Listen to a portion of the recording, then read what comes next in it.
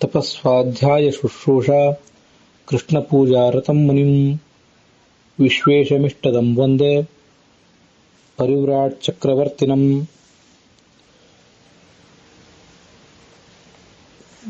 ಓಂಕಾರಾದಿ ಮಂತ್ರಗಳ ತಪಸ್ಸು, ಸ್ವಾಧ್ಯಾಯ, ಪ್ರವಚನ ಮತ್ತೆ ಗುರುಗಳ ಶುಶ್ರೂಷೆ, ಸಮಾಜದ ಶುಶ್ರೂಷೆ, ಕೃಷ್ಣನ ಪೂಜೆ ಇವುಗಳಲ್ಲಿ ಆಸಕ್ತರಾದಂಥ ಮುನಿಗಳಾದ ನಮ್ಮೆಲ್ಲ ಅಪೇಕ್ಷೆಗಳನ್ನು ಈಡೇರಿಸುವಂಥ ಪರಿವ್ರಾಟ್ ಅಂದರೆ ಸನ್ಯಾಸಿಗಳ ಸಮೂಹ, ಅದರಲ್ಲಿ ಹಿರಿಯರಾದಂಥ ಸನ್ಯಾಸಿಗಳ ಸಮೂಹಕ್ಕೆ ಚಕ್ರವರ್ತಿಗಳಾದಂಥ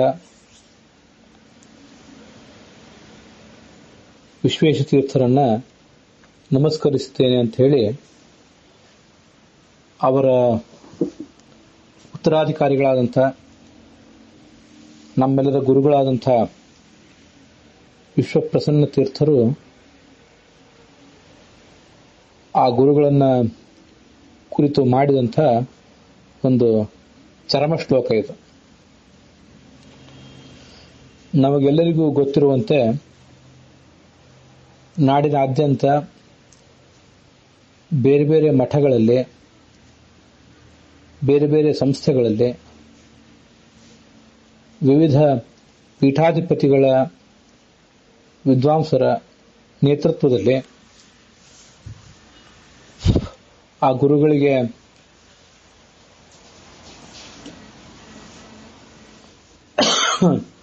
ಸಂತಾಪ ಸೂಚಕ ಸಭೆಗಳು,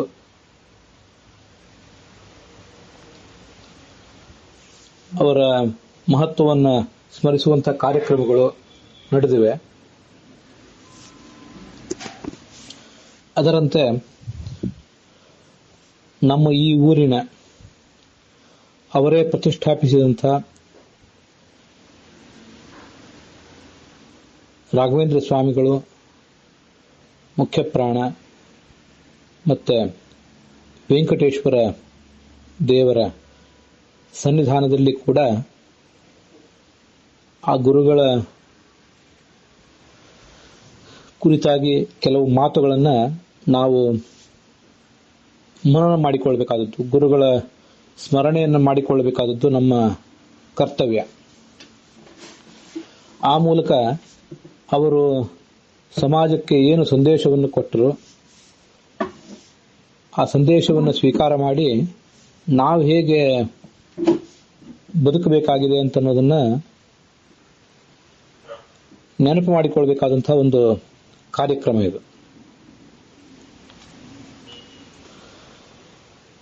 ಗುರುಗಳ ಜೀವಮಾನದಲ್ಲಿ, ಅವರ ಒಡನಾಟದಲ್ಲಿ ನೀವೆಲ್ಲರೂ ಕೂಡ ಪ್ರತಿಯೊಬ್ಬರು ಏನು ನೋಡಿದ್ದೀರಿ, ಏನು ಅನುಭವಿಸಿದ್ದೀರಿ, ಅದನ್ನು ಹೇಳಿರಿ ಅಂತ ಈ ಎಲ್ಲ ಕಾರ್ಯಕ್ರಮಗಳಲ್ಲೂ ಕೂಡ ಕೇಳಿ ಬರ್ತಿರ್ತದೆ. ಗುರುಗಳ ಒಡನಾಟದಲ್ಲಿ ತಮಗೇನಾದರೂ ಪವಾಡಗಳು ಕಂಡು ಬಂದಿದ್ದರೆ ಆ ಪವಾಡಗಳನ್ನು ಕೂಡ ತಾವೆಲ್ಲ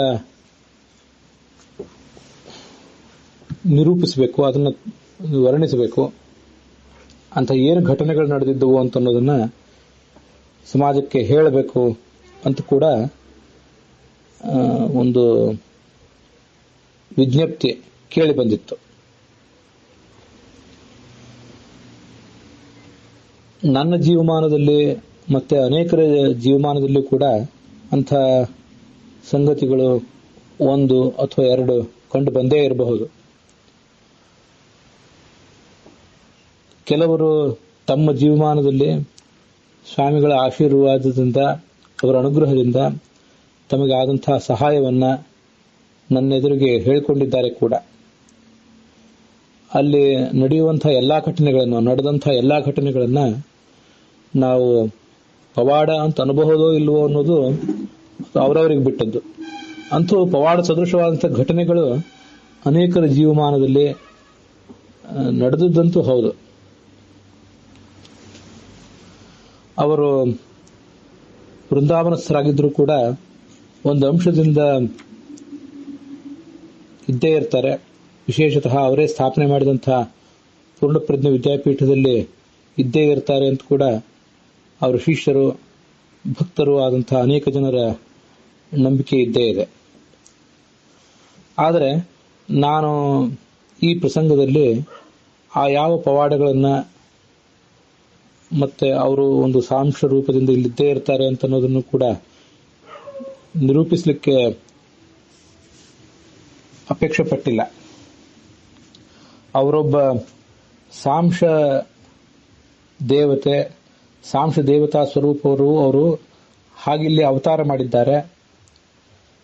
ರಾಘವೇಂದ್ರ ಸ್ವಾಮಿಗಳು ಮೊದಲಾದವರು ಏಕಕಾಲದಲ್ಲಿ ಒಂದು ಅಂಶದಿಂದ ತಮ್ಮ ಮೂಲ ರೂಪದಲ್ಲಿಯೂ ಮತ್ತೊಂದು ಅಂಶದಿಂದ ಬೇರೆ ಬೇರೆ ತಮ್ಮ ತಮ್ಮ ಬೃಂದಾವನಗಳು, ಪತ್ರಿಕಾ ವೃಂದಾವನಗಳಲ್ಲೆಲ್ಲ ಹೇಗಿರ್ತಾರೋ ಹಾಗೆ ಇವರು ಇರ್ತಾರೋ ಇಲ್ವೋ, ಇವರು ಕೂಡ ಸಾಂಶ ದೇವತೆ ಹೌದೋ ಅಲ್ವೋ ಅನ್ನೋದು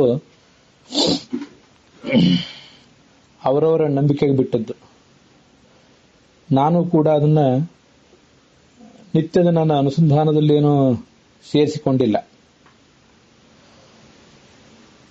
ನಮ್ಮ ಗುರುಗಳು ಹಾಗೆ ಇನ್ನೂ ಅನೇಕ ಗುರುಗಳು ಇದ್ದಾರೆ. ಅವರೆಲ್ಲ ತಮ್ಮ ಜೀವಮಾನದಲ್ಲಿ ಏನು ಪವಾಡ ಮಾಡಿದ್ದಾರೆ ಅಂತ ಅನ್ನೋದನ್ನ ನಾವು ವೈಯಕ್ತಿಕವಾಗಿ ನಮ್ಮ ಮನಸ್ಸಿನಲ್ಲಿ ಇಟ್ಕೊಳ್ಳೋಣ.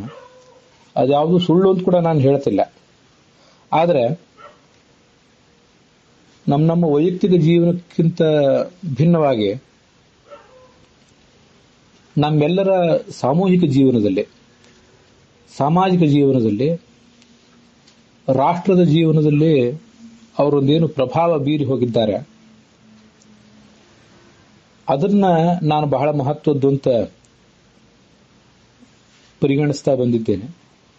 ಅದನ್ನ ತಮ್ಮೆದುರಿಗೀಗ ಹೇಳಿಕೊಳ್ಬೇಕು ಅಂತ ಅಪೇಕ್ಷೆ ಪಡ್ತೇನೆ. 89 ವರ್ಷಗಳ ಕಾಲ ಅವರು ಬದುಕಿದರು. 7-8 ವರ್ಷದ ಸಣ್ಣ ಬಾಲಕನಾಗಿದ್ದಾಗಲೇ ಸನ್ಯಾಸವನ್ನು ಸ್ವೀಕಾರ ಮಾಡಿದರು. ಅದೇ ಒಂದು ದೊಡ್ಡ ಪವಾಡ. ಹಾಗೆ ಈಗಿನ ಕಾಲದಲ್ಲಿ ಶುದ್ಧನಾಗಿ ಬದುಕುವುದೇ ಒಂದು ದೊಡ್ಡ ಪವಾಡ.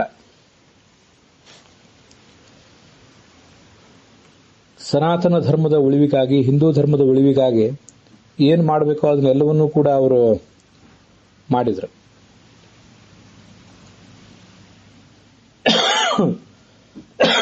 ನಮ್ಮಂಥ ಅನೇಕ ಜನ ವಿದ್ವಾಂಸರನ್ನ ನಿರ್ಮಿಸಿದಂಥ ಪೂರ್ಣಪ್ರಜ್ಞ ವಿದ್ಯಾಪೀಠವನ್ನು ಕೂಡ 1956ನೇ ಇಸ್ವಿಯಲ್ಲಿ ಅವರು ಪ್ರತಿಷ್ಠಾಪಿಸಿದರು. ಅನೇಕ ಜನ ಸಾರ್ವಜನಿಕರಿಗೆ ಆ ವಿಷಯ ಅದು ಹೇಗೆ ಪ್ರತಿಷ್ಠಾಪನೆ ಮಾಡಿದರು, ಅದಕ್ಕೆ ಅವರು ಪಟ್ಟಂಥ ಕಷ್ಟಗಳೇನಿವೆ ಅಂತನ್ನೋದು ಗೊತ್ತಿದೆಯೋ ಇಲ್ಲೋ ಅದು ಬೇರೆ ವಿಷಯ. ಅವರ ವಿದ್ಯಾಪೀಠದಲ್ಲಿ ಓದಿದಂತಹ ಅನೇಕ ಜನ ವಿದ್ಯಾರ್ಥಿಗಳಿಗೇನೆ ಅವರು ಆ ಗುರುಗಳು ಈ ವಿದ್ಯಾಪೀಠವನ್ನು ಸ್ಥಾಪನೆ ಮಾಡಲಿಕ್ಕೆ ಮಾಡಿದಂಥ ಪ್ರಯತ್ನಗಳು, ಎದುರಿಸಿದಂಥ ಸವಾಲುಗಳು, ಪಟ್ಟಂಥ ಕಷ್ಟಗಳು, ಇವುಗಳ ಬಗ್ಗೆ ಗೊತ್ತಿರಲಿಕ್ಕಿಲ್ಲ. ನನಗೆಲ್ಲವೂ ಗೊತ್ತಿದೆ ಅಂತಲ್ಲ, ಆದರೂ ಕೆಲವು ಗೊತ್ತಿದೆ. 1956ನೇ ಇಸ್ವಿಯಲ್ಲಿ ವಿದ್ಯಾಪೀಠ ಪ್ರಾರಂಭ ಕಂಡಾಗ ಅದರ ಮೊದಲಿನ ತಂಡದ ವಿದ್ಯಾರ್ಥಿಗಳು ಅತ್ಯಂತ ಹಿರಿಯರಾದಂತಹ, ಜ್ಯೇಷ್ಠರಾದಂತಹ ವಿದ್ವಾಂಸರೇನಿದ್ದಾರೆ ಅಂಥವರಿಗೆ ಹೆಚ್ಚು ಗೊತ್ತಿದೆ. ನಾನು 1981ನೇ ಇಸ್ವಿಯಲ್ಲಿ ಪೂರ್ಣಪ್ರಜ್ಞ ವಿದ್ಯಾಪೀಠಕ್ಕೆ ಸೇರಿದಾಗ ಆಗಾಗಲೇ ಅದಕ್ಕೆ 25 ವರ್ಷಗಳ ರಜತ ಮಹೋತ್ಸವದ ಕಾರ್ಯಕ್ರಮ ಮುಗಿದು ಹೋಗಿತ್ತು. ಹಾಗಾಗಿ ವಿದ್ಯಾಪೀಠ ಸ್ಥಾಪನೆ ಆಗಿ ಒಂದು ಅರ್ಧ ಭಾಗ ಕಳೆದು ಹೋಗಿತ್ತು, ಅರ್ಧ ಭಾಗಕ್ಕಿಂತ ಹೆಚ್ಚು ಕಳೆದು ಹೋಗಿತ್ತು. ಈಗ 70 ವರ್ಷಗಳ ಸಮೀಪಕ್ಕೆ ಬರ್ತಿದೆ.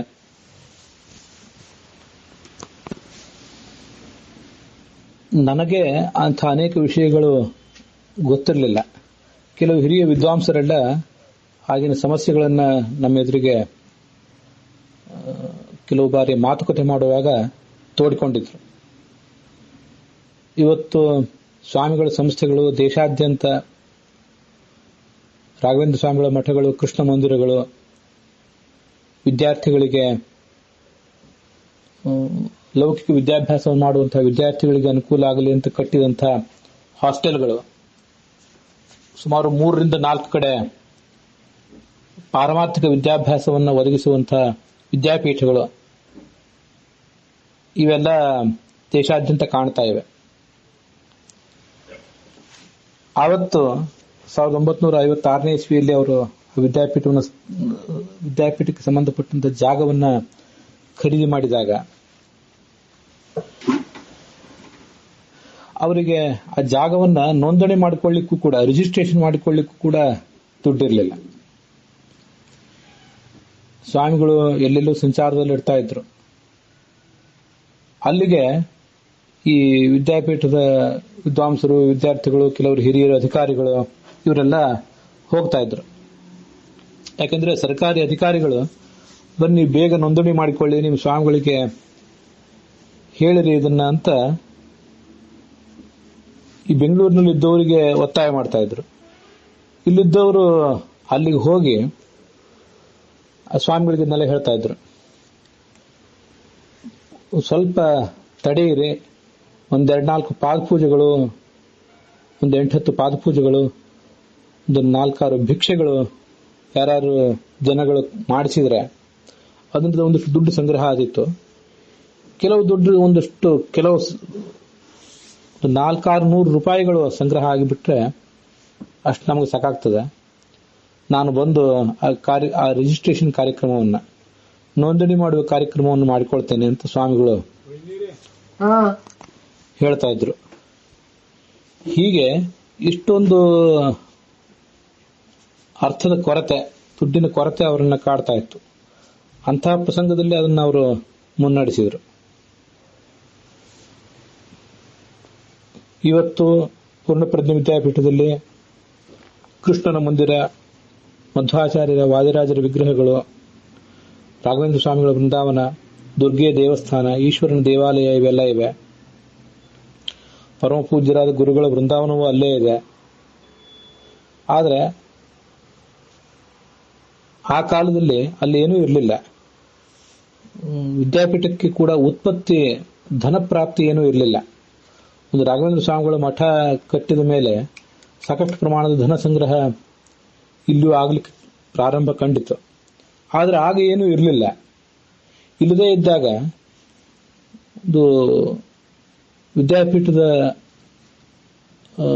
ಆವರಣದಲ್ಲಿ ಇದ್ದು ಅಲ್ಲೇ ಭೋಜನಾದಿಗಳನ್ನು ಮಾಡಿ ಒಬ್ಬಿಬ್ಬರು ಪ್ರತಿನಿತ್ಯ ಬೆಳಿಗ್ಗೆ ಮತ್ತು ಸಾಯಂಕಾಲ ಅವ್ರದೊಂದು ಡ್ಯೂಟಿ ಅದು, ಸೈಕಲ್ಗೆ ಕೈ ಚೀಲಗಳನ್ನು ಹಾಕೊಂಡು, ದೊಡ್ಡ ದೊಡ್ಡ ಚೀಲಗಳನ್ನು ಹಾಕೊಂಡು ಅಕ್ಕಿ, ಬೇಳೆ ಇತ್ಯಾದಿಗಳನ್ನು ಸಂಗ್ರಹ ಮಾಡಿಕೊಂಡು ಬರ್ತಿದ್ರು.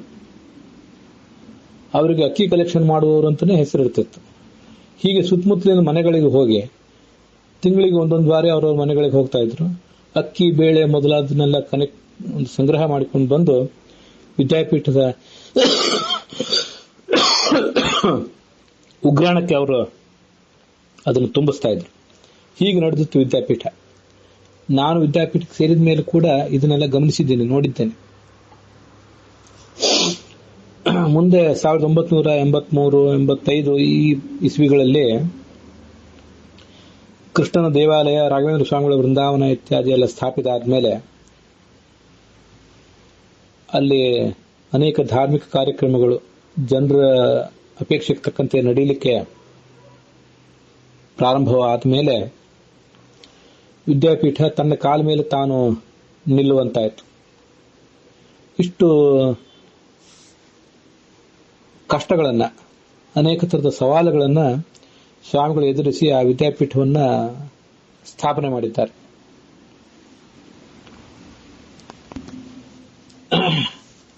ಪವಾಡ ಅಂದ್ರೆ ಅವರು ಈ ವಿದ್ಯಾಪೀಠವನ್ನು ಸ್ಥಾಪನೆ ಮಾಡಿದ್ದೇ ಒಂದು ದೊಡ್ಡ ಪವಾಡ. ಇದಕ್ಕಿಂತ ಹೆಚ್ಚಿನ ಪವಾಡ ಅವರ ಜೀವಮಾನದಲ್ಲಿ ನಮಗೆ ಬೇರೆ ಏನು ಬೇಕಿಲ್ಲ ಅಂತ ನಾನು ಹೇಳೋದಿಲ್ಲ. ಇದಕ್ಕಿಂತ ಹೆಚ್ಚಿನ ಪವಾಡ ಉಳಿದದ್ದು ಯಾವುದೂ ಅಲ್ಲ. ನಾವು ನಿತ್ಯ ಮನನ ಮಾಡಬೇಕಾದಂಥ ಪವಾಡ ಅಂದ್ರೆ ಇದೇ ದೊಡ್ಡ ಪವಾಡ. ವಿವಿಧ ಮೂಲಗಳಿಂದ, ವಿವಿಧ ಹಿನ್ನೆಲೆಗಳಿಂದ ವಿದ್ಯಾರ್ಥಿಗಳೆಲ್ಲ ಆ ವಿದ್ಯಾಪೀಠಕ್ಕೆ ಬಂದರು. ಸ್ವಾಮಿಗಳಿಗೆ ಆವಾಗ ಕೇವಲ 23-24 ವಯಸ್ಸು, ಸಣ್ಣ ವಯಸ್ಸು ಮಾತ್ರ ಆಗಿತ್ತು. ಅವರೆಲ್ಲ ಇಲ್ಲಿ ಬಂದರೆ ನಮಗೆ ವಿದ್ಯೆ ಸಿಕ್ಕಿತು ಅಂತ ಭರವಸೆ ಇಟ್ಟು ಇಲ್ಲಿ ಬಂದು ವಿದ್ಯಾರ್ಜನೆ ಮಾಡಿಕೊಂಡ್ರು. ನಮಗೆ ಈಗಾಗಲೇ ಗೊತ್ತಿರಬೇಕು, ಸುಮಾರು 7-8 ಜನ ಸನ್ಯಾಸಿಗಳಿಗೆ, 7-8 ಜನರಿಗೆ ಸ್ವಾಮಿಗಳೇ ಸನ್ಯಾಸ ದೀಕ್ಷೆ ಕೊಟ್ಟಿದ್ದಾರೆ.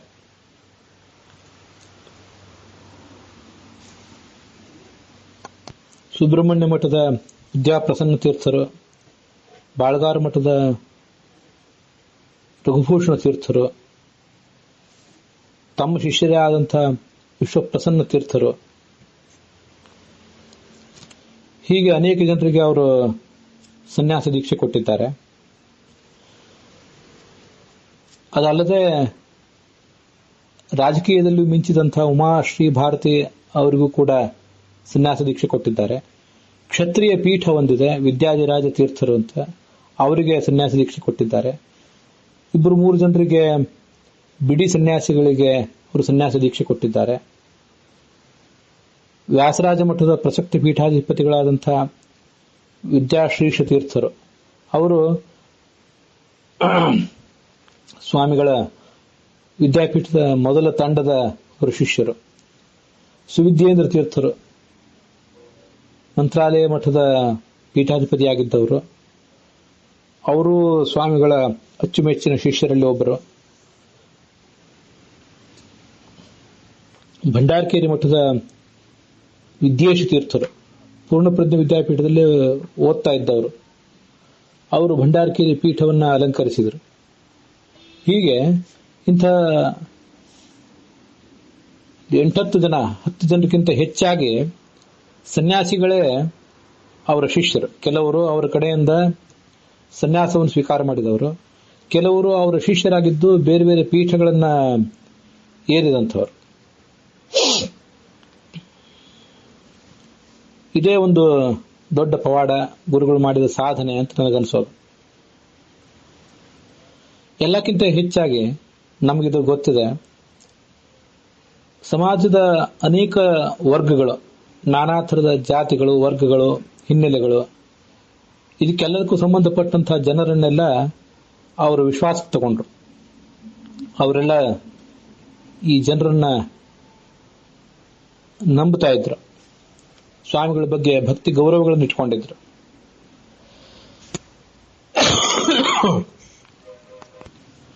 ಭಗವದ್ಗೀತೆಯ ಮಾತೊಂದು ನನಗೆ ಯಾವಾಗಲೂ ನೆನಪಿಗೆ ಬರ್ತಿರ್ತದೆ, ಯಸ್ಮಾನ್ ನೋದ್ವಿಜತೆ ಲೋಕಃ ಲೋಕಾನ್ ನ್ಯೋದ್ವಿಜತೆ ಚಯಃ ಅಂತ. ನಮ್ಮನ್ನು ಕಂಡ್ರೆ ಈ ಸಮಾಜಕ್ಕೆ ಭಯ ಆಗಬಾರದು, ಆ ಲೋಕವನ್ನ, ಸಮಾಜವನ್ನು ಕಂಡ್ರೆ ನಮಗೆ ಭಯ ಆಗಬಾರದು. ಇದು ಯೋಗಿಯ ಲಕ್ಷಣ ಅಂತ. ನಮ್ಮ ಗುರುಗಳು ಹಾಗೆ ಬದುಕಿದವರು. ಸಮಾಜದ ಯಾವ ವರ್ಗವೂ ಕೂಡ, ಯಾವ ಜಾತಿಯೂ ಕೂಡ ಅವರಿಂದ ವಿಮುಖವಾಗಲಿಲ್ಲ. ಎಲ್ಲರೂ ಕೂಡ ಅವರನ್ನು ನಂಬಿದರು. ಇವರು ಕೂಡ ಯಾರಿಂದಲೂ ವಿಮುಖರಾಗಲಿಲ್ಲ. ಎಲ್ಲರನ್ನೂ ಕೂಡ ಇವರು ತಮ್ಮ ವಿಶ್ವಾಸಕ್ಕೆ ತಗೊಂಡ್ರು. ಅನೇಕ ಬಾರಿ ನಮ್ಗೆ ಅನಿಸೋದಿದೆ, ಒಬ್ಬ ಮನುಷ್ಯನಾಗಿ, ಮೂಲತಃ ಬೇಸಿಕಲಿ ನಾವೆಲ್ಲ ಮನುಷ್ಯರು. ನಾವೊಬ್ಬರು ಮನುಷ್ಯರು ಅನ್ನುವ ನೆಲೆಯಲ್ಲಿ ಎಷ್ಟು ಪ್ರಾಣಿಗಳು, ಪಕ್ಷಿಗಳು ಮೊದಲಾದವೆಲ್ಲ ನಮ್ಮನ್ನು ನಂಬಿದೆ. ಆ ಪ್ರಾಣಿಗಳ, ಪಕ್ಷಿಗಳ ಯೋಗಕ್ಷೇಮಕ್ಕಾಗಿ ನಾವೇನನ್ನು ಮಾಡಿದ್ದೇವೆ ಅದನ್ನೆಲ್ಲ ಕೆಲವು ಬಾರಿ ನಾವು ಆಲೋಚನೆ ಮಾಡಬೇಕಾಗ್ತದೆ. ಮನುಷ್ಯ ಅನ್ನೋ ಕಾರಣಕ್ಕಾಗಿಯೇ ನಮ್ಮನ್ನು ನೋಡಿ ಹೆದರಿ ಪ್ರಾಣಿ ಪಕ್ಷಿಗಳು, ಉಳಿದ ಜೀವಿಗಳೆಲ್ಲ ತತ್ತರಿಸ್ತಾ ಇರೋದು ನಮ್ಮ ಗಮನಕ್ಕೆ ಬರ್ತಿಲ್ಲ. ನಾವು ತೀರಾ ಸ್ವಾರ್ಥಿಗಳಾಗಿ ನಮ್ಮಲ್ಲೇ ನಾವು ಮುಳುಗಿಬಿಟ್ಟಿದ್ದೇವೆ.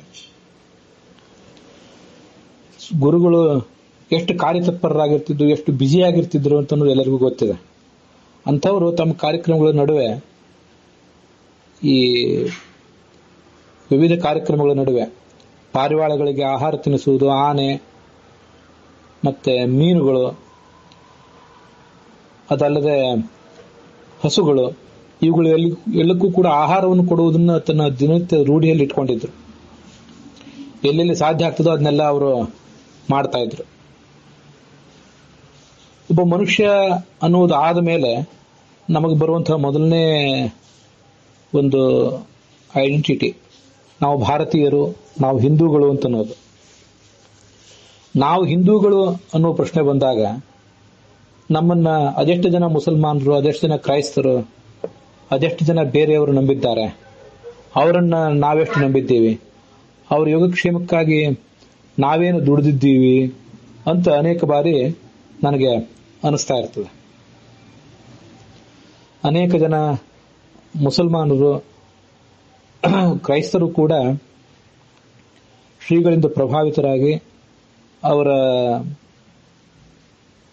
ಆಲೋಚನೆಗಳಿಂದ ಪ್ರಭಾವಿತರಾಗಿ ಅವರ ಹತ್ರ ಬರ್ತಾ ಇದ್ದದ್ದು, ಅವರಿಂದ ಯಾವುದೇ ಉದ್ವೇಗಕ್ಕೆ ಒಳಗಾಗದೇ ಇದ್ದದ್ದು.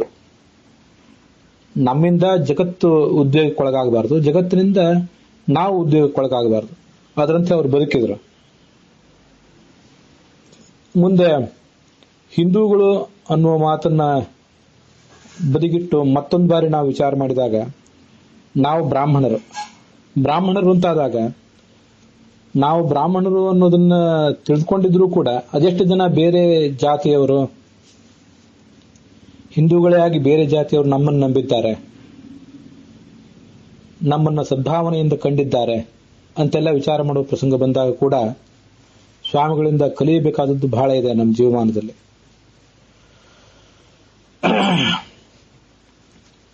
ಸಮಾಜದ ಅನೇಕ ಜನ ಬೇರೆ ಬೇರೆ ಜಾತಿಯ ವರ್ಗಕ್ಕೆ ಸಂಬಂಧಪಟ್ಟಂಥವರೆಲ್ಲ, ಅನೇಕ ಜನರು, ಅನೇಕ ಪೀಠಾಧಿಪತಿಗಳು, ನಮ್ಮ ಸಮಾಜದ ಒಟ್ಟಾರೆ ಭಾರತೀಯ ಸಮಾಜದ, ಕರ್ನಾಟಕದ ಅನೇಕ ಜನ ಪೀಠಾಧಿಪತಿಗಳು ಕೂಡ, ಬೇರೆ ಬೇರೆ ಜಾತಿಯ ವರ್ಗಗಳಿಗೆ ಸೇರಿದಂಥ ಪೀಠಾಧಿಪತಿಗಳು ಕೂಡ ಅವರನ್ನ ಪ್ರೀತಿಯಿಂದ, ವಿಶ್ವಾಸದಿಂದ ಕಾಣ್ತಾ ಇದ್ದದ್ದು ಇದೆಲ್ಲ ನಮ್ಮ ಗಮನಕ್ಕೆ ಸ್ಪಷ್ಟವಾಗಿ ಬಂದೇ ಇದೆ.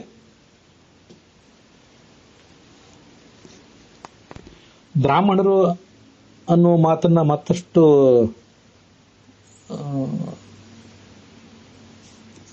ಸೂಕ್ಷ್ಮವಾಗಿ ಗಮನಿಸಿ ನೋಡಿದಾಗ ನಾವು ಮಾಧ್ವ ವೈಷ್ಣವರು ಅನ್ನೋದು ಗಮನಕ್ಕೆ ಬರ್ತದೆ. ಮಾಧ್ವ ವೈಷ್ಣವರಾಗಿ ಮಾಧ್ವರ ಏಕತೆಗಾಗಿ ನಾವೇನು ಪ್ರಯತ್ನ ಪಟ್ಟಿದ್ದೇವೆ. ಅವರು ಅಖಿಲ ಭಾರತ ಮಾಧ್ವ ಮಹಾಮಂಡಲವನ್ನು ಸ್ಥಾಪಿಸಿದರು. ಆ ಮೂಲಕ ಪ್ರತಿಯೊಂದು ಜಿಲ್ಲಾ ಕೇಂದ್ರದಲ್ಲೂ ಕೂಡ ಕೇವಲ ಮಾಧ್ವ ವಿದ್ಯಾರ್ಥಿಗಳಿಗಾಗಿ ಮಾತ್ರ ಅಲ್ಲ, ಎಲ್ಲ ಬ್ರಾಹ್ಮಣ ವಿದ್ಯಾರ್ಥಿಗಳಿಗಾಗಿ, ಲೌಕಿಕ ವಿದ್ಯಾಭ್ಯಾಸವನ್ನು ಮಾಡುವಂತಹ ವಿದ್ಯಾರ್ಥಿಗಳಿಗಾಗಿ ಹಾಸ್ಟೆಲ್ಗಳನ್ನು ತೆರೆದರು. ಅವರಿಗೆ ಮಾತ್ರ ತೆರೆದರು ಅಂತಲ್ಲ, ಬೇರೆ ವಿದ್ಯಾರ್ಥಿಗಳಿಗೂ ಕೂಡ ಅನುಕೂಲ ಆಗುವಂತಹ ಶಾಲೆ, ಕಾಲೇಜುಗಳನ್ನ, ವಸತಿ ಗೃಹಗಳನ್ನ ಅವರು ಮಾಡಿಯೇ ಇದ್ದಾರೆ. ಹೀಗೊಂದು ಸಮಸ್ಯೆ ಇದ್ದಾಗ ಇವರ ಮಡಿ ಮೇಲ್ಗೆಗಳಿಗೆ ತಕ್ಕಂತೆ, ಮಾಧ್ವ ವಿದ್ಯಾರ್ಥಿಗಳ, ಬ್ರಾಹ್ಮಣ ವಿದ್ಯಾರ್ಥಿಗಳ ಮಡಿ ಮೇಲ್ಗೆಗೆ ತಕ್ಕಂತೆ ಅವರು ಲೌಕಿಕ ವಿದ್ಯಾಭ್ಯಾಸವನ್ನು ಮಾಡುವಾಗಲೂ ಕೂಡ ತಮ್ಮ ಆಚಾರ ವಿಚಾರಗಳನ್ನು ಉಳಿಸ್ಕೊಂಡು ಹೋಗಲಿ, ಅದಕ್ಕೆ ಅನುಕೂಲವಾಗಲಿ ಅಂತ ಅವರು ಮಾಡಿದಂತಹ ಒಂದು ವ್ಯವಸ್ಥೆ ಅದು. ಎಲ್ಲಾ ಜಿಲ್ಲಾ ಕೇಂದ್ರಗಳಲ್ಲೂ ABMM ಹಾಸ್ಟೆಲ್ಗಳನ್ನು ಅವರು ತೆರೆದರು.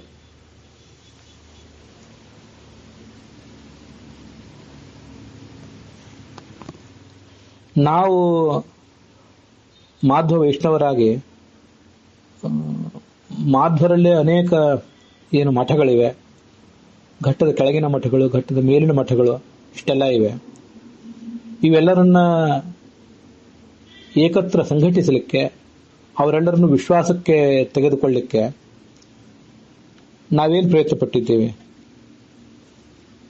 ನಾವು ಯಾವ ಜಾತಿಯವರು, ಯಾವ ಪಂಗಡದವರು ಅಂತ ಅನ್ನೋದನ್ನು ಗಮನಿಸಿ, ಅನೇಕ ಬಾರಿ ನಮ್ಮ ವರ್ತನೆಗಳನ್ನು ಗಮನಿಸಿ, ಸಮಾಜ ನಮ್ಮಿಂದ ದೂರ ಹೋಗ್ತಾ ಇದ್ದಾಗ, ಆ ಸಮಾಜವನ್ನ ನಮ್ಮ ಹತ್ರ ಸೆಳ್ಕೊಳ್ಳಿಕ್ಕೆ ನಾವು ಯಾವುದೇ ಪ್ರಯತ್ನ ಮಾಡದೇ ಇದ್ದಾಗ ನಮ್ಗೆ ಯಾವತ್ತೂ ಕೂಡ ಗುರುಗಳು ಕಣ್ಮುಂದೆ ಆದರ್ಶವಾಗಿ ನಿಲ್ತಾರೆ.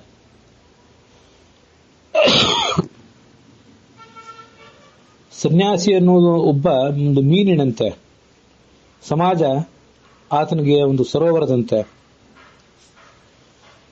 ಮೀನುಗಳು ಇಲ್ಲದೆ ಹೋದ್ರೆ ಸರೋವರಕ್ಕೆ ಶೋಭೆ ಇಲ್ಲ. ಸರೋವರ ಇಲ್ಲದೆ ಹೋದ್ರೆ, ಆ ಸರೋವರದ ನೀರಿನ ಆಸರೆ ಇಲ್ಲದೆ ಹೋದ್ರೆ ಸನ್ಯಾಸಿಗಳಿಗೆ, ಆ ಸನ್ಯಾಸಿ ಎಂಬ ಮೀನಿಗೆ ಬದುಕೇ ಇಲ್ಲ ಅಂತ ಅವರು ಅನೇಕ ಬಾರಿ ಹೇಳ್ತಾ ಇದ್ರು. ತಮಗದೆಲ್ಲರಿಗೂ ಕೂಡ ಗೊತ್ತಿದ್ದೇ ಇದೆ. ನಾನಾ ಜನಸ್ಯ ಶುಶ್ರೂಷಾ ಕರ್ಮಾಖ್ಯ ಕರವನ್ಮಿತೇಹೇ ತಸ್ಯ ಪ್ರಾಣ್ಯುಪಕಾರೇಣ ಸಂತುಷ್ಟೋ ಭವತೀಶ್ವರ ಅಂತ ಅವ್ರು ಹೇಳ್ತಾ ಇದ್ರು. ನಾನಾ ಜನರ ಶುಶ್ರೂಷೆ ಮಾಡುವುದೇನಿದೆಯಲ್ಲ, ಅದು ನಮ್ಮ ಒಂದು ಕರ್ತವ್ಯ, ಭಗವಂತನಿಗೆ ನಾವು ಕೊಡುವಂತಹ ಒಂದು ಕಡ್ಡಾಯ ಅದು ಅಂತ ಅವರು ಹೇಳ್ತಾ ಇದ್ರು.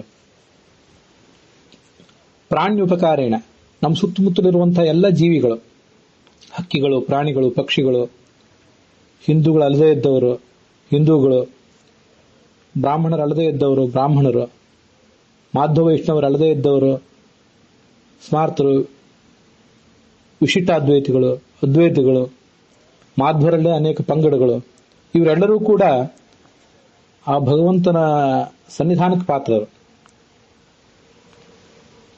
ಶಿಲಾವತ್ ಪ್ರತಿಮೈವೇಶ ವಿಷ್ಣು ಲೋಕಚತುಷ್ಟಯಂ, ಈ 14 ಲೋಕವೂ ಕೂಡ ಭಗವಂತನ ಸನ್ನಿಧಾನಕ್ಕೆ ಪಾತ್ರ. ನಾವು ಕಟ್ಟಿಗೆಯ ಕಲ್ಲಿನ ವಿಗ್ರಹದಲ್ಲಿ ಭಗವಂತನನ್ನು ಹೇಗೆ ಕಾಣ್ತೀವೋ ಹಾಗೆ ಇಡೀ ಜಗತ್ತಿನಲ್ಲೇ ಭಗವಂತನನ್ನು ಕಾಣಬೇಕು. ಪ್ರತಿಮಾವತ್ ಧರೆಯ ರೂಪಂ ತಿರ್ಯಂಗ್ ನರ ಸುರಾದಯ ಅಂತ ಇವೆಲ್ಲ ಭಾಗವತ ತಾತ್ಪರ್ಯದ ಮಾತುಗಳು. ತಿರ್ಯಕ್ ಪ್ರಾಣಿಗಳು, ನರರು, ಸುರರು ಅವರೆಲ್ಲರೂ ಕೂಡ ದೇವತೆಗಳು, ಮನುಷ್ಯರು, ತಿರ್ಯಕ್ ಪ್ರಾಣಿಗಳು ಎಲ್ಲರೂ ಕೂಡ ಪ್ರತಿಮಾವತ್ ಧರೆಯ ರೂಪಂ, ಒಂದು ಪ್ರತಿಮೆ ಹೇಗೆ ಭಗವಂತನ ರೂಪವೋ ಹಾಗೆ ಇವರೆಲ್ಲರೂ ಕೂಡ ಭಗವಂತನ ರೂಪಗಳು ಅಂತ ಭಾಗವತ ತಾತ್ಪರ್ಯ ಹೇಳ್ತದೆ. ನಮಗೆ ಅಂಥ ಅನುಸಂಧಾನವನ್ನ ಕಾರ್ಯರೂಪಕ್ಕೆ ತರಲಿಕ್ಕೆ ಬೇಕಾದಂಥ ಉದಾತ್ತವಾದ ಆಲೋಚನೆ ಬೇಕಷ್ಟೆ.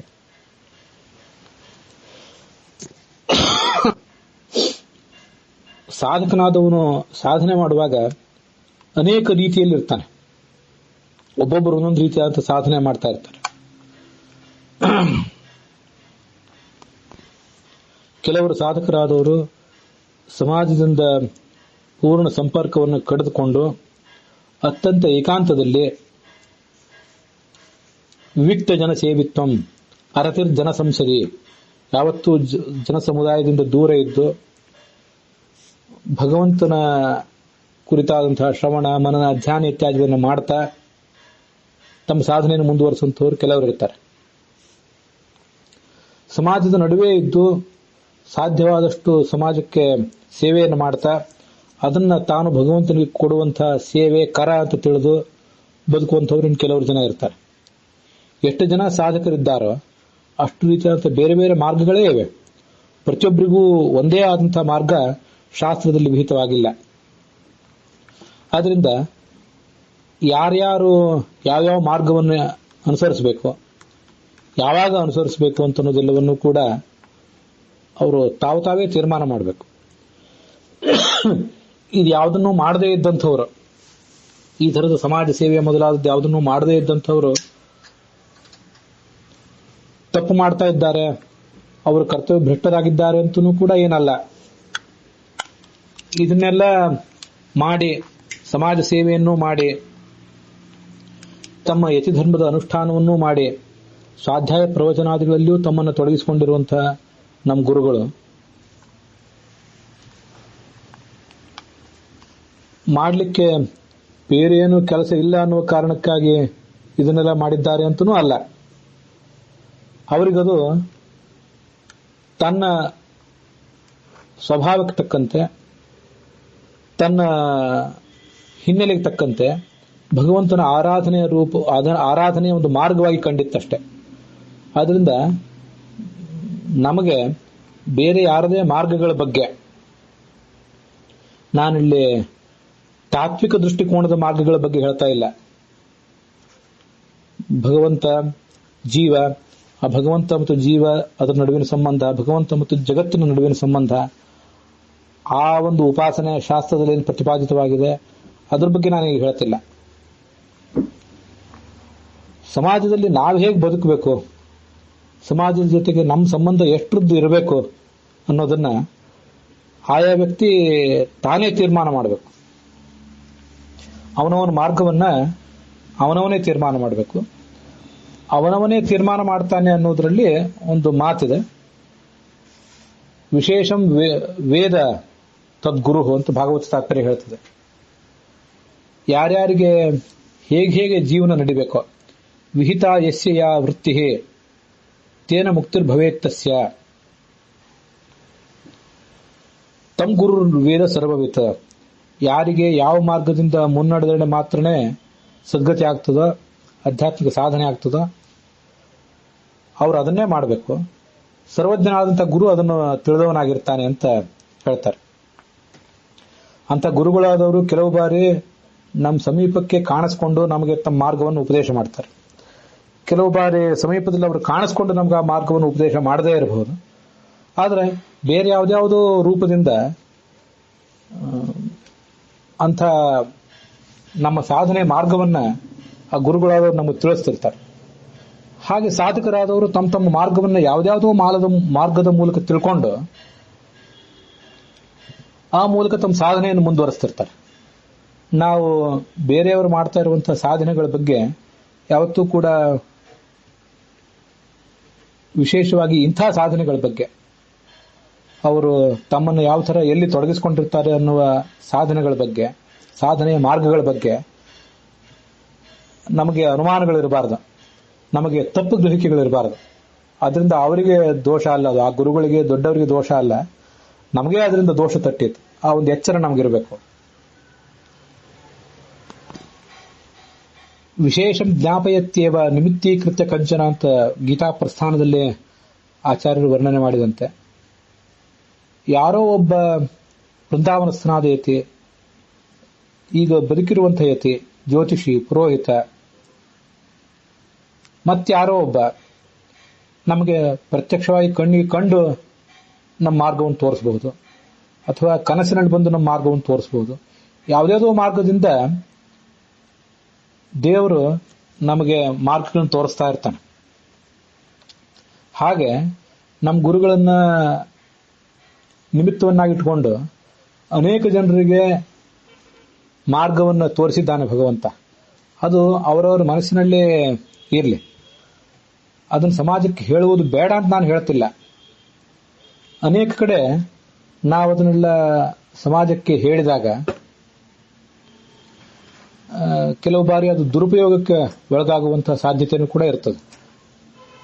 ದುರುಪಯೋಗ ಆಗ್ತಾ ಇಲ್ಲ, ಆ ಗುರುಗಳಿಂದ ನಮಗಾದಂತಹ ಪ್ರಭಾವ, ಜೀವಮಾನದಲ್ಲಿ ಆಗುವಂತಹ ಪರಿಣಾಮಗಳು, ಇದನ್ನು ನಾವು ಸಮಾಜಕ್ಕೆ ಹೇಳಬೇಕಾದ ಪ್ರಸಂಗ, ಸಮಯ ಈಗ ಬಂದಿದೆ ಅಂತ ಕಾಣಿಸಿದ್ರೆ ಹೇಳಲಿಕ್ಕೆ ಏನು ತೊಂದರೆ ಇಲ್ಲ. ಸಾಮಾನ್ಯ ಆದರೂ ಅವೆಲ್ಲದಕ್ಕಿಂತ ಹೆಚ್ಚಾಗಿ ನಮ್ಮ ಎದುರಿಗಿರುವಂಥ ಪವಾಡಗಳು ಇವು. ಅವರು ತಮ್ಮ ಜೀವಮಾನದಲ್ಲಿ ಎಲ್ಲರನ್ನೂ ತಮ್ಮ ಕಡೆ ಸೆಳೆದುಕೊಂಡದ್ದು. ನಾವೀಗ ಏನು ಸಂದೇಶವನ್ನು ಅವರ ಜೀವಮಾನದ ಮೂಲಕ ಪಡ್ಕೋಬೇಕಾಗಿದೆ? ನಾನು ಹೇಳಿದೆ, ಹಿಂದೂಗಳಾದವರನ್ನ ಬೇರೆಯವರು ನಂಬುತ್ತಾ ಇಲ್ಲ, ಬೇರೆಯವರನ್ನ ಹಿಂದೂಗಳು ನಂಬುತ್ತಾ ಇಲ್ಲ. ಬ್ರಾಹ್ಮಣರನ್ನ ಬೇರೆಯವರು ಅಪನಂಬಿಕೆಯಿಂದ ನೋಡ್ತಾ ಇದ್ದಾರೆ, ಬೇರೆಯವರನ್ನ ಬ್ರಾಹ್ಮಣರು ಅಪನಂಬಿಕೆಯಿಂದ ನೋಡ್ತಾ ಇದ್ದಾರೆ. ಮಾಧ್ವರನ್ನ ಉಳಿದ ಬ್ರಾಹ್ಮಣ ಪಂಗಡಗಳು, ಉಳಿದ ಬ್ರಾಹ್ಮಣ ಪಂಗಡಗಳನ್ನ ಮಾಧ್ವರು ಅಪನಂಬಿಕೆಯಿಂದ ಕಾಣುವಂತಹ ಪರಿಸ್ಥಿತಿ ಇದಾಗಿದೆ. ಮಾಧ್ವರಲ್ಲೇ ಅನೇಕ ಪಂಗಡಗಳು, ಅನೇಕ ಮಠಗಳು ಇವೆಲ್ಲ ಇವೆ. ಪರಸ್ಪರ ಒಂದು ಸಹನೆ, ವಿಶ್ವಾಸಗಳು ಇಲ್ಲದೇ ಇರುವಂತಹ ಪ್ರಸಂಗಗಳು ಬಂದಿವೆ. ಅವರು ಒಬ್ಬ ಮನುಷ್ಯನಾಗಿ, ಬ್ರಾಹ್ಮಣನಾಗಿ, ಮಾಧ್ವ ವೈಷ್ಣವನಾಗಿ, ಪೀಠಾಧಿಪತಿಯಾಗಿ ಎಲ್ಲರನ್ನೂ ಹೇಗೆ ವಿಶ್ವಾಸಕ್ಕೆ ತಗೊಂಡ್ರಲ್ಲ, ಅವ್ರನ್ನ ಪಂಡಿತರು ನಂಬಿದರು, ಸನ್ಯಾಸಿಗಳು ನಂಬಿದರು, ಜನಸಾಮಾನ್ಯರು ಅವರನ್ನು ನಂಬಿದರು. ಹಾಗೆ ನಮ್ಮನ್ನು ಕೂಡ ಜನ ನಂಬಬೇಕಾಗಿದೆ. ವಿದ್ವಾಂಸರು ಅನ್ನುವ ನೆಲೆಯಲ್ಲಿ ನಾವು ಏನ್ ಮಾಡಬೇಕಾಗಿದೆ? ಅದನ್ನು ಸ್ವಲ್ಪ ಆಲೋಚನೆ ಮಾಡೋಣ. ಹಿಂದೂಗಳು ಅನ್ನುವ ನೆಲೆಯಲ್ಲಿ, ಬ್ರಾಹ್ಮಣರು ಅನ್ನುವ ನೆಲೆಯಲ್ಲಿ, ಮಾಧವ ವೈಷ್ಣವರು ಅನ್ನುವ ನೆಲೆಯಲ್ಲಿ ನಾವೇನು ಮಾಡಬೇಕಾಗಿದೆ, ಹೇಗೆ ಇನ್ನೊಬ್ಬರನ್ನು ವಿಶ್ವಾಸಕ್ಕೆ ತಗೊಳ್ಬೇಕಾಗಿದೆ ಅಂತ ಒಂದು ಬಾರಿ ಹೇಳಿ ಆಯ್ತು. 1000 ಮಾತುಗಳನ್ನು ಹೇಳುವುದಕ್ಕಿಂತ ಒಂದು ನಮ್ಮ ನಡೆ, ಒಂದು ನಮ್ಮ ಆಚರಣ ಹೆಚ್ಚು ಉಪಯುಕ್ತ ಆಗ್ತದೆ. ಹಾಗೆ ನಾವು ಬದುಕಬೇಕಷ್ಟೆ. ಅನೇಕ ಬಾರಿ ವಿದ್ವಾಂಸರಾದವರು ಹೇಳುವುದೊಂದನ್ನು ಹೇಳ್ತಾರೆ, ಮಾಡುವುದೊಂದನ್ನು ಮಾಡ್ತಾರೆ.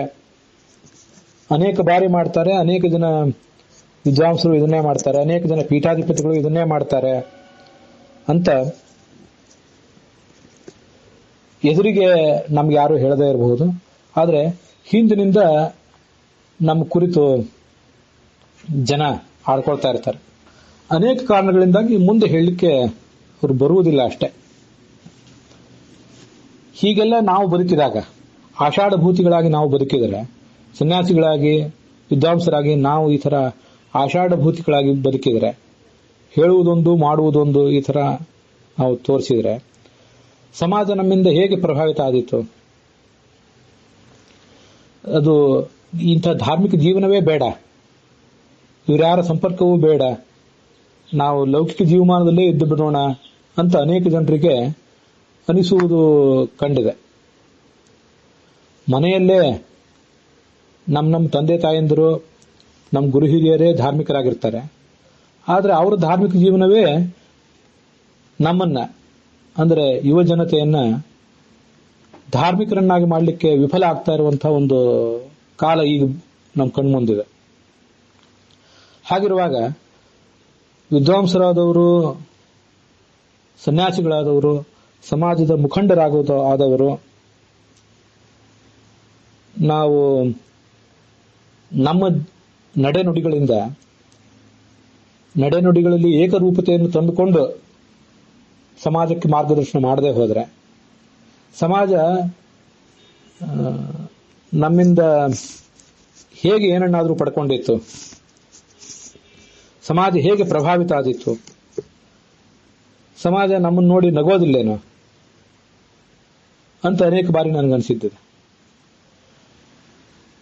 ಗುರುಗಳನ್ನ ಹೇಗೆ ಎಲ್ಲರೂ ನಂಬಿದರು, ಬೇರೆ ಜಾತಿ, ಬೇರೆ ವರ್ಗ, ಬ್ರಾಹ್ಮಣರಲ್ಲೇ ಬೇರೆ ಬೇರೆ ಪಂಗಡಗಳು, ಮಾಧ್ವರಲ್ಲೇ ಬೇರೆ ಬೇರೆ ಮಠಗಳು, ಅವರೆಲ್ಲ ಅವರನ್ನು ಹೇಗೆ ನಂಬಿದರು, ಹೇಗೆ ಅದು ನಂಬಲಿಕ್ಕೆ ಸಾಧ್ಯ ಆಯಿತು ಅನ್ನೋದನ್ನು ನಾವು ಸ್ವಲ್ಪ ಆಲೋಚನೆ ಮಾಡಬೇಕಾಗಿದೆ. ಬ್ರಾಹ್ಮಣರೆಲ್ಲರೂ ಕೂಡ,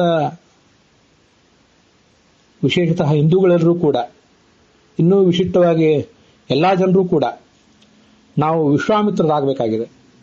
ವಿಶ್ವಾಮಿತ್ರ ಅಂದ್ರೆ ಜಗತ್ತಿನ ಮಿತ್ರ.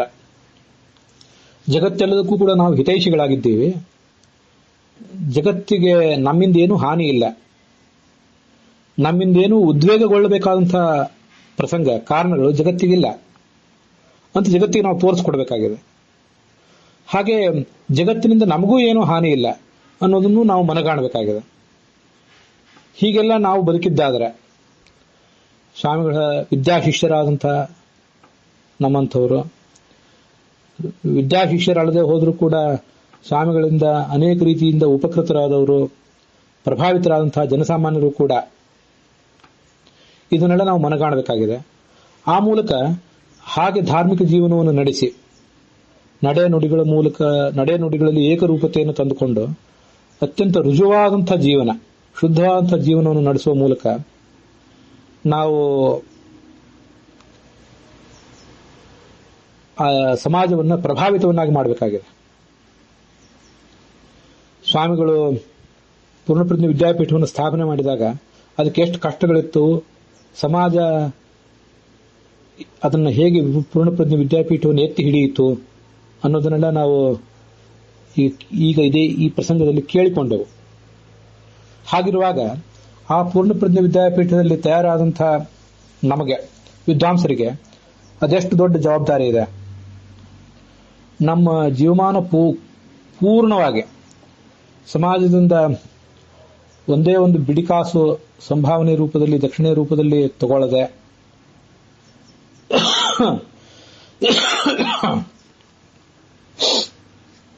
ನಮ್ಮ ಪಾಠ ಪ್ರವಚನ ಇತ್ಯಾದಿಗಳೆಲ್ಲವನ್ನೂ ಮಾಡಿದರೂ ಕೂಡ, ಪೌರೋಹಿತ್ಯ ಇತ್ಯಾದಿಗಳೆಲ್ಲವನ್ನೂ ಕೂಡ ಮಾಡಿದರೂ, ಸಮಾಜ ಸೇವೆಯನ್ನು ಮಾಡಿದರೂ ಕೂಡ ಆ ಸಮಾಜದ ಋಣ, ಗುರುಗಳ ಋಣ ಮುಗಿಲಿಕ್ಕಿಲ್ಲ. ಹಾಗೆಂತ ಹೇಳಿ ಎಲ್ಲವನ್ನೂ ಅಷ್ಟು ನಿಸ್ವಾರ್ಥ ಬುದ್ಧಿಯಿಂದನೇ ಮಾಡಿದರೆ ಅವರವರ ಜೀವಮಾನ ನಡೆಯುವುದು ಕಷ್ಟ ಆದೀತು ಅನ್ನೋದನ್ನು ಒಂದು ವಿಷಯ ಸರಿ. ಆದರೆ ತೀವ್ರವಾದಂಥ ಒಂದು ದುರಾಸೆ ಇತ್ಯಾದಿಗಳು ಯಾವುದೂ ಇಲ್ಲದೆ ಸಮಾಜಕ್ಕಾಗಿ ನಾವು ನಿಸ್ವಾರ್ಥ ಭಾವನೆಯಿಂದ ಏನು ಸೇವೆ ಮಾಡಬೇಕಾಗಿದೆಯೋ ಅದನ್ನು ಮಾಡ್ತಾ ಇದ್ದೇವೆ ಅಂತ ನಾವು ತೋರಿಸಿದ್ರೆ, ಸಮಾಜ ಪೂರ್ಣಪ್ರಜ್ಞೆ ವಿದ್ಯಾಪೀಠವನ್ನ ಈಗ 60-63 ವರ್ಷಗಳ ಹಿಂದೆ ಹೇಗೆ ಎತ್ತಿ ಹಿಡಿದಿತ್ತೋ, ಎತ್ತಿ ಹಿಡಿಯಲಿಕ್ಕೆ ತೊಡಗಿತ್ತೋ, ಹಾಗೆ ನಮ್ಮನ್ನು ಕೂಡ ಎತ್ತಿ ಹಿಡಿದೇ ಹಿಡಿತದೆ. ಭಗವಂತ ಎತ್ತಿ ಹಿಡಿತಾನೆ. ಗುರುಗಳು ಈಗ ಭೌತಿಕವಾಗಿ ನಮ್ಮ ಎದುರಿಗೆ ಇಲ್ಲದೆ ಹೋದರೂ ಕೂಡ ಅವರು ಎತ್ತಿ ಹಿಡಿದೇ ಹಿಡಿತಾರೆ. ಇದು ಸಮಾಜಕ್ಕೆ ನಾವು ಮಾಡಬೇಕಾದಂತಹ ಒಂದು ಸೇವಾ. ಪ್ರತಿಯೊಬ್ಬರಿಗೂ ಕೂಡ ಭಗವಂತನಂತೆ ದೊಡ್ಡ ದೊಡ್ಡ ಪವಾಡಗಳನ್ನು ತೋರಿಸಲಿಕ್ಕೆ, ದೊಡ್ಡ ದೊಡ್ಡ ದೇವತೆಗಳಂತೆ, ಸನ್ಯಾಸಿಗಳಂತೆ ದೊಡ್ಡ ದೊಡ್ಡ ಪವಾಡಗಳನ್ನು ತೋರಿಸಲಿಕ್ಕೆ ಸಾಧ್ಯ ಆಗದೇ ಇರಬಹುದು. ಯಾಕಂದ್ರೆ ನಾವೆಲ್ಲ ಸಣ್ಣವರು. ಆದರೆ ನಾವು ಸಣ್ಣವರು ಕೂಡ ಒಂದು ರೀತಿಯಾದ ಪವಾಡಗಳನ್ನು ತೋರಿಸಲಿಕ್ಕೆ ಸಾಧ್ಯ ಇದೆ. ನಿಸ್ವಾರ್ಥವಾದ ಸೇವೆಯನ್ನ ಸಮಾಜಕ್ಕೆ ನಾವು ಕೊಡ್ಲಿಕ್ಕೆ ಸಾಧ್ಯ ಇದೆ. ಹಾಗೆ ಕೊಡ್ಲಿಕ್ಕೆ ಸಾಧ್ಯ ಆದ್ರೆ ಅದೇ ಒಂದು ದೊಡ್ಡ ಪವಾಡ. ದೇಶವನ್ನು ಕಟ್ಟುವ ಕೆಲಸ, ಸಮಾಜವನ್ನು ಶುದ್ಧ ಮಾಡುವಂತಹ ಕೆಲಸ ಮಹಾತ್ಮರು ಏನ್ ಮಾಡಿದ್ದಾರೆ, ಅಂತಹ ಕಾರ್ಯಗಳನ್ನ ಪ್ರತಿಯೊಬ್ಬನಿಗೂ ಮಾಡ್ಲಿಕ್ಕೆ ಆಗದೇ ಇರಬಹುದು. ಪ್ರತಿಯೊಬ್ಬನಿಗೂ ಅಷ್ಟು ದೊಡ್ಡ ದೊಡ್ಡ ಜವಾಬ್ದಾರಿಗಳು, ದೊಡ್ಡ ದೊಡ್ಡ ಅವಕಾಶಗಳು ಸಿಗದೆ ಹೋಗಬಹುದು. ಆದ್ರೆ ತನ್ನ ಸುತ್ತಮುತ್ತಲಿನ ಸಮಾಜ ಏನಿದೆ, ಆ ಸುತ್ತಮುತ್ತಲಿನ ಸಮಾಜಕ್ಕಾದರೂ ನಿಸ್ವಾರ್ಥ ಭಾವನೆಯಿಂದ ಹೆಸರು, ಹಣ ಇತ್ಯಾದಿ ಬಂದರೂ ಆಯ್ತು, ಬರದೇ ಇದ್ರೂ ಆಯ್ತು, ನನ್ನ ಕರ್ತವ್ಯವನ್ನು ನಾನು ಮಾಡ್ತೀನಿ ಅನ್ನುವಂಥ ಒಂದು ಕಟಿಬದ್ಧವಾದ ಪ್ರಯತ್ನ ಏನಿದೆ, ಇದನ್ನು ನಾವು ಮಾಡಿದರೆ ಅದು ನಮ್ಮ ಜೀವಮಾನದಲ್ಲಿ ನಾವೇ ಮಾಡಿಕೊಳ್ಳುವಂತಹ ಒಂದು ದೊಡ್ಡ ಪವಾಡ ಆಗ್ತದೆ. ಆ ಪವಾಡವನ್ನೇ ಗುರುಗಳು ತಮ್ಮ ಜೀವಮಾನದಲ್ಲಿ ಮಾಡಿ ತೋರಿಸಿದರು. ಮೂರ್ಖನಾದವನು ಅವಕಾಶಗಳಿಗಾಗಿ ಕಾಯ್ತಾನಂತೆ. ನನಗೂ ಒಂದು ಅವಕಾಶ ಸಿಕ್ಕರೆ ನಾನು ಮಾಡಿಬಿಡ್ತೇನೆ ಅಂತ ಮಹಾಕಾರ್ಯಗಳನ್ನ ಅಂತ ಹೇಳ್ತಿರ್ತಾನೆ. ಬುದ್ಧಿವಂತನಾದವನು ಅವಕಾಶಗಳನ್ನು ತಾನು ಸೃಷ್ಟಿ ಮಾಡ್ಕೋತಾನೆ ಅಂತ ಒಂದು ಗಾದೆ ಮಾತನ್ನ ನಾವು ನೀವೆಲ್ಲ ಅಲ್ಲಲ್ಲಿ ಕೇಳಿರ್ತೇವೆ. ಹಾಗೆ ಸಮಾಜ ಸೇವೆ ಮಾಡಲಿಕ್ಕೆ, ಆ ಮೂಲಕ ಭಗವಂತನಿಗೆ ಕೊಡಬೇಕಾದಂತಹ ಕಂದಾಯವನ್ನು ಕೊಡಲಿಕ್ಕೆ ನಿಸ್ವಾರ್ಥ ಭಾವನೆ ಇದ್ರೆ ಸಾಕು. ದೇಶದ ಉದ್ದಗಲಕ್ಕೂ ಸಂಚಾರ ಮಾಡಿ ಸಮಾಜದ ಎಲ್ಲರನ್ನೂ ನಮ್ಮ ಕಡೆ ಸೆಳೆದು ಅಷ್ಟು ದೊಡ್ಡ ಪ್ರಮಾಣದಲ್ಲಿ ಮಾಡಲಿಕ್ಕೆ ಅವಕಾಶ ನಮ್ಗೆಲ್ರಿಗೂ ಸಿಗದೇ ಇರಬಹುದು. ಸಣ್ಣ ಪ್ರಮಾಣದಲ್ಲಿ ಅದನ್ನು ಮಾಡಲಿಕ್ಕೆ ಖಂಡಿತವಾಗಿಯೂ ನಮ್ಮಂಥವ್ರೆಲ್ರಿಗೂ ಕೂಡ ಅವಕಾಶ ಸಿಕ್ಕೇ ಸಿಗ್ತದೆ ಅಂತ ಅನ್ನೋದನ್ನ ನಾವು ಮನಗಾಣಬೇಕು. ಸಣ್ಣ ಪ್ರಮಾಣದಲ್ಲಿ ಪ್ರಾರಂಭಿಸಲ್ಪಟ್ಟಂತಹ ಕೆಲಸ, ಅದು ಸಣ್ಣ ಪ್ರಮಾಣದಲ್ಲೇ ಪ್ರಾರಂಭ ಕಂಡಿದ್ರೂ ಕೂಡ ಸರಿಯಾದ ರೀತಿಯಲ್ಲಿ ಪ್ರಾರಂಭ ಕಂಡ ಕೆಲಸ ಅದು ಅರ್ಧ ಮುಗ್ದಂತೇನೆ ಅಂತ ಒಂದು ಸುಭಾಷಿತ ಹೇಳ್ತದೆ, ನಾಣ್ಣುಡಿ ಕೂಡ ಹೇಳ್ತದೆ. ಉತ್ತಮವಾದ ಉದ್ದೇಶ ಇಟ್ಕೊಂಡು ಉತ್ತಮವಾದ ರೀತಿಯಲ್ಲಿ ಕೆಲಸವನ್ನು ಪ್ರಾರಂಭಿಸಿದ್ರೆ ಅದು ಅರ್ಧ ಮುಗ್ದಂತೇನೆ. ಇನ್ನು ಅರ್ಧವನ್ನ ಗುರುಗಳು, ಹಿರಿಯರು, ದೇವತೆಗಳು ತಾವಾಗೇ ನೋಡ್ಕೊಳ್ತಾರೆ. ಆ ಅರ್ಧ ತಾನಾಗಿಯೇ ಕೊನೆ ಕಾಣ್ತದೆ ಅಂತ ನಮಗೆ ಸಮಾಜದ ಅನೇಕ ಮಹಾತ್ಮರನ್ನು ನೋಡಿದರೆ ನಮಗೆ ಕೇಳಿ ಬರ್ತದೆ. ಇದು ಸ್ವಾಮಿಗಳಿಂದ ನಾವು ಪಡ್ಕೊಳ್ಬೇಕಾದಂತಹ ಒಂದು ಸಂದೇಶ. ನಡೆ ನುಡಿಗಳಲ್ಲಿ ಏಕರೂಪತೆ ಎಲ್ರಿಗೂ ಕೂಡ, ವಿಶೇಷವಾಗಿ ಸಮಾಜದ ಮುಖಂಡರು ಅಂತ ಕರೆಸಿಕೊಳ್ಳುವಂತಹ ವಿದ್ವಾಂಸರು, ಧರ್ಮದ ನಾಯಕರು ಮೊದಲಾದವರಲ್ಲಿ ನಾವು ಸಮಾಜದ ಹಿತೈಷಿಗಳಾಗಿದ್ದೇವೆ, ನಿಸ್ವಾರ್ಥಿಗಳಾಗಿದ್ದೇವೆ, ನಮ್ಮ ನಡೆ ನುಡಿ ಏಕರೂಪವಾಗಿದೆ ಅಂತನ್ನೋದನ್ನು ನಾವು ಸಮಾಜಕ್ಕೆ ತೋರಿಸ್ಕೊಳ್ಳೋಣ. ಆ ಮೂಲಕ ಆ ಗುರುಗಳು ಹಾಕಿಕೊಟ್ಟಂಥ ಒಂದು ಆದರ್ಶದ ದಾರಿಯಿಂದ ಅದರಲ್ಲಿ ಸಾಗೋಣ. ಅನೇಕ ಸಂಸ್ಥೆಗಳನ್ನು ಗುರುಗಳು ಸ್ಥಾಪನೆ ಮಾಡಿದ್ದಾರೆ. ನಮ್ಮ ಈ ರಾಘವೇಂದ್ರ ಸ್ವಾಮಿಗಳ ಮಠವನ್ನು ನಮ್ಮ ಊರಿನಲ್ಲಿ ಕೂಡ ಅವರೇ ಸ್ಥಾಪನೆ ಮಾಡಿದ್ದಾರೆ. ಅದಾದ್ಮೇಲೂ ಕೂಡ ಒಂದು ಬಾರಿ ಇಲ್ಲಿ ಬಂದು